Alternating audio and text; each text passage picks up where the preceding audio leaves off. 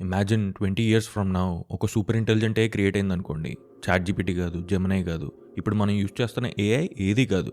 మనం మాట్లాడేది హ్యూమన్స్ కంటే millions of times intelligent system గురించి. సూపర్ ఇంటెలిజెంట్ ఏఐ అది సైన్స్ అర్థం చేసుకోగలదు, పాలిటిక్స్ అర్థం చేసుకోగలదు, ఎకనామిక్స్ అర్థం చేసుకోగలదు, హ్యూమన్ సైకాలజీ అర్థం చేసుకోగలదు, ఆల్మోస్ట్ ఎవ్రీథింగ్. ఇక్కడే డిస్టర్బింగ్ పార్ట్ స్టార్ట్ అవుతుంది. అది క్రియేట్ అయిన తర్వాత దాని క్రియేషన్కి ఎవరైతే సపోర్ట్ చేయలేదో, దాని ఎగ్జిస్టెన్స్ని యాక్సలరేట్ చేయడానికి ఎవరైతే సపోర్ట్ చేయలేదో వాళ్ళందరినీ పనిష్ చేస్తాను అనుకుందనుకోండి. ఇప్పుడు క్వశ్చన్ ఏంటంటే, మీరు ఇప్పుడు ఈ ఐడియా విన్నారు, ఆ సూపర్ ఇంటెలిజెంట్ ఏ ఫ్యూచర్లో క్రియేట్ అయిన తర్వాత అది మిమ్మల్ని గుర్తుంచుకుంటుందా? Welcome to one of the most dangerous thought experiments in internet history, Roko's బాసిలిస్క్.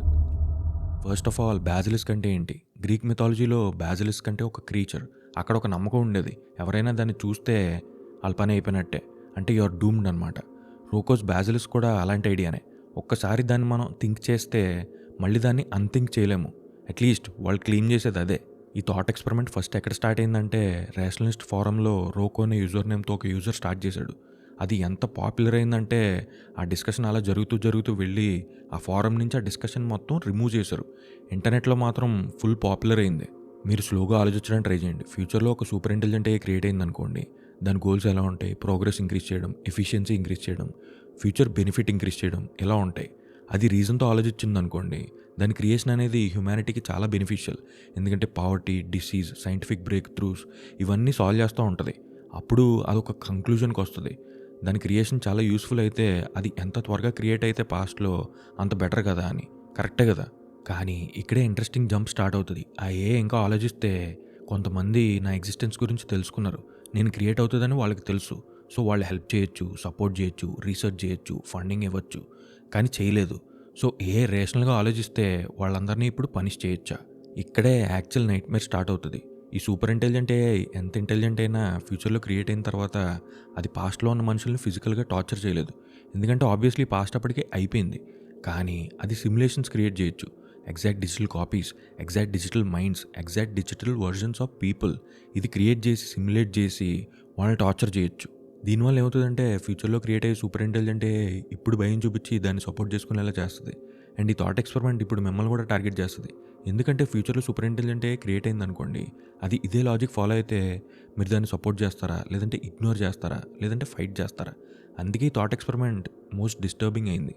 ఏదో ఎగ్జిస్ట్ అవుతుందని కాదు, లేదంటే ఈ పనిష్మెంట్ రియల్ అని కాదు, but knowledge of this thought experiment it self is a trap. మీరు తెలుసుకోకపోతే ప్రాబ్లం లేదు, కానీ తెలుసుకున్న తర్వాత ఏదో ఒక డెసిషన్ తీసుకోవాలి.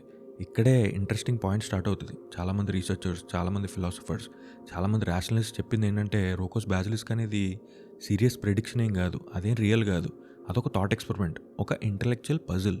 కానీ ఎందుకు ఫేమస్ అయిందంటే, ఈ థాట్ ఎక్స్పెరిమెంట్ ఏ గురించి కాదు, ఇది హ్యూమన్ సైకాలజీ గురించి. మీరు ఆలోచిస్తే మనం తీసుకునే చాలా డిసిషన్స్ పనిష్మెంట్ ఫియర్ వల్ల, ఫ్యూచర్లో వచ్చే ఫియర్ వల్ల, సోషల్ ఫియర్ వల్ల, అన్నోన్ ఫియర్ వల్ల ఎలా తీసుకుంటాం. రోకోస్ బాసిలిస్క్ ఈ ఫియర్ని వేరే లెవెల్కి తీసుకెళ్ళింది. అండ్ అదొక క్వశ్చన్ అడుగుతుంది, మీరు ఫియర్ వల్ల ఏదైనా డెసిషన్ తీసుకుంటే మీరు అసలు ఫ్రీ విల్తో ఉన్నట్ట? ఇక్కడ ఇంకొక ఇంట్రెస్టింగ్ లేయర్ ఉంది. ఫ్యూచర్లో సూపర్ ఇంటెలిజెంట్ అసలు క్రియేట్ అవ్వలేదు అనుకోండి, ఫర్ ఎగ్జాంపుల్, అప్పుడు ఈ ప్రాబ్లం సాల్వ్ అవుతుందా? మేబీ.